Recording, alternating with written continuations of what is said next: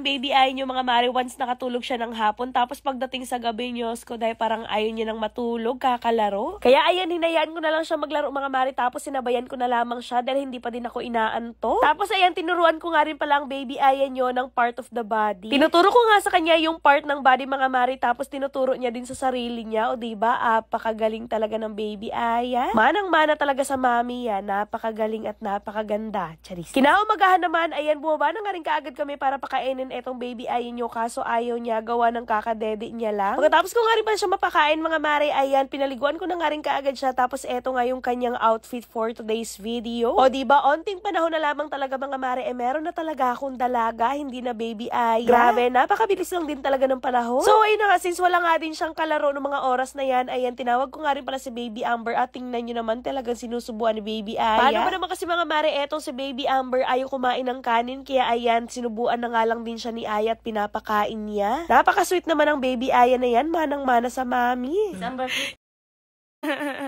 Pagkatapos niya nga mapakain si baby Amber mga mare, it's time to sleep na nga dahil hapon na nga ng mga oras na yan. In-off ko na nga yung ilaw mga mare para makatulog siya, pero tingnan nyo naman kung gaano yan ka-hyper, kaya ayan, nilaro ko na lamang. Diyos ko, dahil ganito talagang struggle namin every afternoon mga mare, pagpapatulugin siya, talagang naglalaro lamang siya. Wala pa akong ginagawa. It's just...